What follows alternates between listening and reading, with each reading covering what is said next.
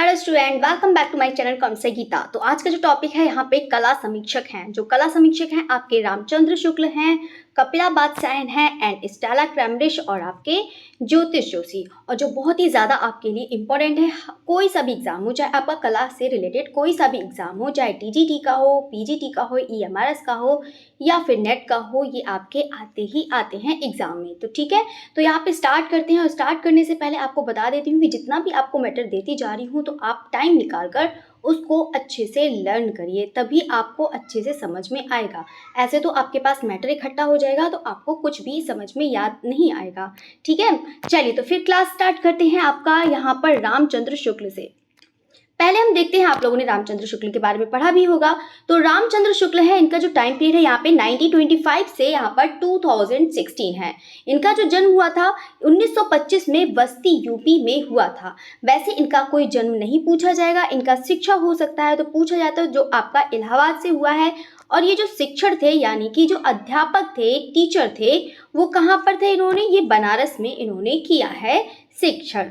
ठीक है, चलिए तो अब हम बात करते हैं कि रामचंद्र शुक्ल को किसके बारे में जाना जाता है। तो इसको याद रखिएगा, ये एक समीक्षावादी कला शैली के प्रवर्तक थे। ठीक है, आपको ये जानना है कि यानी कि समीक्षावादी कला शैली के प्रवर्तक यानी कि जन्मदाता उसे भी कहते हैं, किसको? रामचंद्र शुक्ल को कहते हैं। ठीक है, तो इसको याद रखना, यहाँ पर इन कला शैली का संस्थापक माना जाता है। काशी शैली का इनको संस्थापक माना जाता है। किसको? रामचंद्र शुक्ल को माना जाता है इनको संस्थापक। ठीक है, तो इसको भी याद रखिएगा, ये पॉइंट भी इम्पोर्टेंट है। तो यहाँ पर देखिएगा कि यहाँ पर इन्हें काशी शैली का संस्थापक माना जाता है और समीक्षावादी कला शैली का प्रवर्तक। ठीक है, तो ये दो पॉइंट आप लोग जरूर अच्छे से याद कर लीजिएगा। बाकी नेक्स्ट हम देखते हैं यहाँ पर इनकी जो प्रमुख पुस्तकें जो आपके एग्जाम में आती ही आती हैं। तो वो प्रोफेसर रामचंद्र शुक्ल है, आपको पता है कि ये कहाँ से है? यूपी से है। अब जब यूपी से है तो यूपी में जितने भी आपके एग्जाम होने वाले हैं आपको यहाँ से क्वेश्चन आपके बनने ही हैं। तो यहाँ पर इसको बहुत अच्छे से रट लीजिएगा, बहुत अच्छे से लर्न कर लीजिएगा।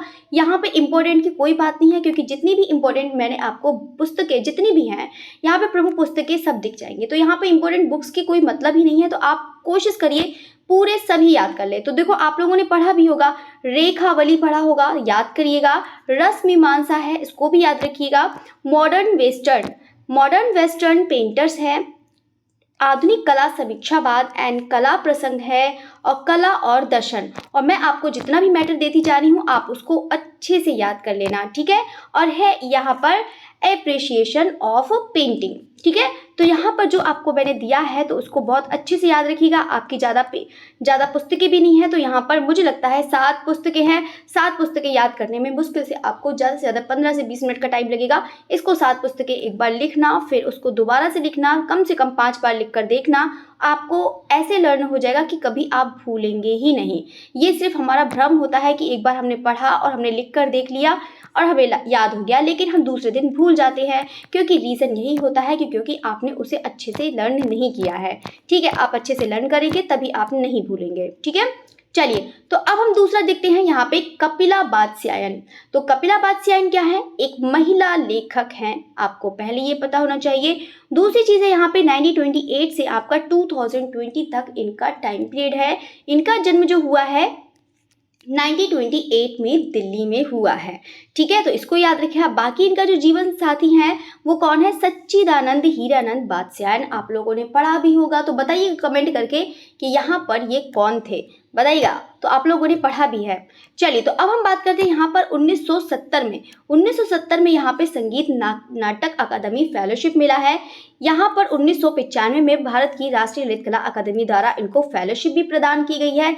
इवन इनको 2011 में भारत सरकार द्वारा इनको पद्म विभूषण भी प्राप्त हुआ है। सबसे ज़्यादा यहाँ पर इम्पोर्टेंट वाली ये बात है कि आपको ये वाला पॉइंट आपको ज़रूर याद रखना है कि 2011 में इनको भारत सरकार द्वारा इनको पद्म भूषण मिला है। दूसरी चीज़ आपको याद रखनी है कि ये कहाँ से हैं? दिल्ली से हैं और एक महिला कला लेखक हैं, उसको याद रखिएगा। ठीक है, जो आपको पॉइंट बताए हैं उसको आप अच्छे से लर्न कर लीजिएगा।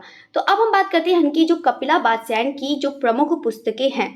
तो प्रमुख पुस्तकें हैं कौन सी हैं यहाँ पे? Transmission and transformation, the square and the circle in the Indian art, classical Indian जो आपको पुस्तक बता रही हूँ उसको अच्छे से याद कर लीजिएगा।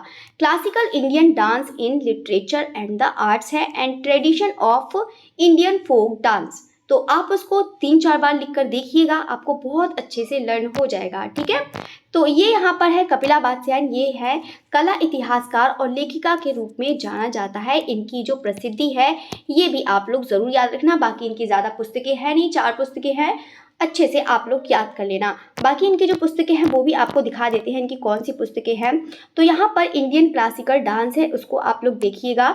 ये वाली है किसकी हो जाएगी, कपिला बात्स्यायन की हो जाएगी। किसकी हो जाएगी, कपिला बात्स्यायन की। ठीक है, चलिए तो ये हो गया है, एक पुस्तक ये वाली हो गई, याद करिएगा।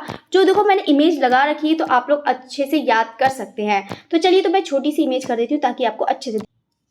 कौन सी पुस्तक पर थे, ये वाली पुस्तक आपको बता दी है। एक दूसरी पुस्तक है यहाँ पर, इसको भी याद रखिएगा, the square and the circle of the Indian arts. ठीक है, ये भी आपकी कपिला बात्स्यायन की है, तो उसको याद रखिएगा। एक है यहाँ पर तीसरी पुस्तक है यहाँ पे, द स्क्वायर एंड द, यही वाली पुस्तक है, ये आपका दूसरा पार्ट है यहाँ पर, and the circle of the Indian arts. इसको याद रखिएगा। जो आपकी पुस्तक इंपॉर्टेंट है वो मैंने आपको लगा रखी है, तो आप उसको जरूर याद रखिएगा। एक है यहाँ पर इनक्रेडिबल इंडिया है, ठीक है, इसको याद रखिए, ये भी कपिला बात्स्यायन की है। बाकी है यहाँ पर, ये है एक, हाँ ये वाली है, इसको याद रखिए। यहाँ पर जो है आपकी मेटाफर्स द इंडियन आर्ट्स है एंड अदर ऐसे। ठीक है, ये ठीक है, ज़्यादा इंपॉर्टेंट नहीं है। आपकी जो इम्पोर्टेंट है ये वाली है, मोस्ट इंपॉर्टेंट है ये वाली, ट्रेडिशन ऑफ लिखा है यहाँ पर। ठीक है, तो traditions of Indian folk dance है, तो इसको आप जरूर याद रखिएगा। ये भी आपकी कपिला बात्स्यायन की हो जाएगी। ठीक है, अब हम देखते हैं यहाँ पर ज्योतिष जोशी के बारे में। ज्योतिष जोशी यहाँ पर है, इनका जो जन्म हुआ है 1965 में गोपालगंज बिहार। ठीक है, तो ये चीज याद रखिएगा। प्रसिद्धि जो इनको मिली है यहाँ पर लेखक और यहाँ पर आलोचक के रूप में इनको जाना जाता है। किसको, ज्योतिष जोशी को जाना जाता है। अब हम देखते हैं इनकी, देखो जो पुस्तकें होती हैं वो सबसे ज्यादा इंपॉर्टेंट है, तो आप लोग पुस्तक तो जरूर याद रखिएगा। इनकी जो पुस्तक है यहाँ पर आप लोग देख रहे होंगे, आधुनिक कला आंदोलन है, जो किसकी है, ज्योतिष जोशी की है, याद रखिएगा। नेक्स्ट है इनकी पुस्तक यहाँ पे शमशेर का अर्थ है, इसको याद रखिएगा। यहाँ पर किसकी बात चल रही है, ज्योतिष जोशी की बात चल रही है। देखो मैं सबसे यही कहती हूँ कि सभी लोग टाइम से ज्वाइन हो जाया करो, क्योंकि यहाँ पर आपकी 10 से 15 मिनट की ही क्लास होती है। क्योंकि मैं ज़्यादा मैटर देकर भी क्या करूँगी, क्योंकि आपको लर्न नहीं हो पाएगा, इतना मैटर देने का कोई मतलब नहीं है। बस मैं ये आपको कह रही हूँ कि मैंने इसीलिए 7 बजे की आपकी एक्स्ट्रा क्लास लगाई है, कि ताकि मैं थोड़ा थोड़ा मैटर दूं और आप उसको अच्छे से लर्न करते जाइएगा। क्योंकि यहाँ पर जितना भी आर्टिस्ट हैं, चाहे आपके कला समीक्षक हो, चाहे आपके कलाकार हो, आपको मैं मैटर देती जाऊंगी, बस आप लोग लर्न करते जाइएगा, बस इतना काम करना है आपको। चलिए तो अब हम बात करते हैं यहाँ पर ज्योतिष जोशी की। जो है ये तो आप लोगों ने देखी थी ज्योतिष जोशी की, ये शमशेर का अर्थ है, इसको भी याद रखिएगा। बाकी है यहाँ पर आधुनिक भारतीय कला है, ये भी आपकी किसकी हो जाएगी, ज्योतिष जोशी की हो जाएगी। ठीक है, कला विचार है, तो इसको भी याद रखिएगा, ये भी आपकी किसकी हो जाएगी, ज्योतिष जोशी की हो जाएगी। ठीक है, तो अच्छे से लर्न कर लीजिएगा, सभी के सभी स्टूडेंट अच्छे से लर्न कर लीजिएगा। ठीक है, तो यहाँ पर अब हम देखते हैं प्रमुख पुस्तकें हैं, किसकी हैं यहाँ पर प्रमुख पुस्तकें, ज्योतिष जोशी की ही चल रही हैं। ठीक है, ये मत सोचिएगा कि किसी और की चल रही हैं। ठीक है, तो यहाँ पर किसकी चल रही है, ज्योतिष जोशी। तो ज्योतिष जोशी की पुस्तकें देखते हैं यहाँ पर, भारतीय कला के हस्ताक्षर, ये बिल्कुल मैंने अभी भी बताया था ना ये वाली पुस्तक। चलिए तो अभी आपको दिखाया भी था भारतीय कला के हस्ताक्षर कौन सी वाली है, यहाँ पर बता देते हैं। भारतीय कला के हस्ताक्षर यहाँ पर, चलिए तो यहाँ पर लगता है नहीं है, लगता है लास्ट में है। चलिए तो अभी आपको देखने को मिल जाएगी, लास्ट में मैंने लगाया है भारतीय कला के हस्ताक्षर हैं। ठीक है, आपको यहाँ पर ये वाली याद रखनी है। यहाँ पर इनकी पुस्तकें बहुत ज़्यादा इंपॉर्टेंट है, ये तो सभी याद कर लेना। तो यहाँ पे ज्योतिष जोशी की हो जाएगी भारतीय कला के हस्ताक्षर, मोस्ट इंपॉर्टेंट है। आधुनिक भारतीय कला है, वेरी इंपॉर्टेंट है। आधुनिक कला आंदोलन, इसको भी याद रखिए, बहुब्रीहि है एंड दृश्यांतर है। ठीक है, इसको भी याद रखिएगा। नेक्स्ट है यहाँ पे रूपंकर है, ये भी याद रखिएगा। कृति आकृति है, रंग विमर्श है एंड समय और साहित्य। ठीक है, तो इसको बहुत अच्छे से याद रखिएगा। बाकी है 10 यहाँ पर पुरखों का यक्ष एंड शमशेर का अर्थ। तो जितनी भी मैंने यहाँ पर पुस्तक लगा रखी है तो आप लोग देख सकते हैं, ये ज्योतिष जोशी की है, भारतीय कला के हस्ताक्षर। ये जो पुस्तक है मोस्ट इंपोर्टेंट है, याद रखिएगा। ये किसकी हो जाएगी? ज्योतिष जोशी की हो जाएगी। ठीक है, तो आप लोग उसको अच्छे से याद करिएगा। अच्छे से जब तक याद नहीं करेंगे तब तक कैसे हो जाएगा। चलिए, तो यहाँ पर आप लोग अच्छे से इसको पढ़िएगा। तो अब हम बात करते हैं स्टेला क्रैमरिश। वेरी इंपॉर्टेंट है यहाँ पे स्टेला क्रैमरिश, जो एक क्या है, अमेरिकन महिला कला इतिहासकार और क्यूरेटर भी थी। ठीक है, तो यहाँ पर इसको याद रखना है, ये वाला पॉइंट आपका इंपॉर्टेंट है। बाकी इनका जो टाइम पीरियड है यहाँ पर 1896 से लेकर आपका 1993 है। बाकी इनका जो जन्म हुआ है यहाँ पर 29 मई को 1896 में निकोलसबर्ग ऑस्ट्रिया में हुआ है। और इनकी जो राष्ट्रीयता थी वो क्या है, अमेरिकन है। और प्रसिद्धि क्या है इनकी, अमेरिकन कला इतिहासकार, और क्या है, ये एक क्यूरेटर थी। ठीक है, तो अब हम बात करते हैं इनका जो इम्पोर्टेंट, ये वाले 2 पॉइंट है बहुत ज़्यादा इंपॉर्टेंट है, तो यहाँ पर इसको याद रखिएगा। पहला पॉइंट है यहाँ पर कि 1921 में रविंद्रनाथ ने स्टेला क्रैमरिश को कला भवन में कला इतिहास के शिक्षक के रूप में शामिल होने के लिए मतलब इनको आमंत्रित किया था। ठीक है, किसने? रविंद्रनाथ टैगोर ने किया था। और किसको किया था? स्टेला क्रैमरिश को किया था। और कहाँ पर किया था? कला भवन में किया था, यानी कि शांति निकेतन में किया था। दूसरी चीज़ यहाँ पर याद रखनी है कि यहाँ पर इसके शिक्षक कहाँ पर थी, एक और यहाँ पर कलकत्ता में भी इन्होंने शिक्षण कार्य किया था। अब हम देखते हैं इनकी जो प्रमुख पुस्तकें हैं। इनकी जो प्रमुख पुस्तकें हैं वो कौन सी हो जाएंगी? इनकी जो प्रमुख पुस्तकें हैं यहाँ पर देखते हैं, the art of the Indian through the ages है, इसको याद रखिएगा।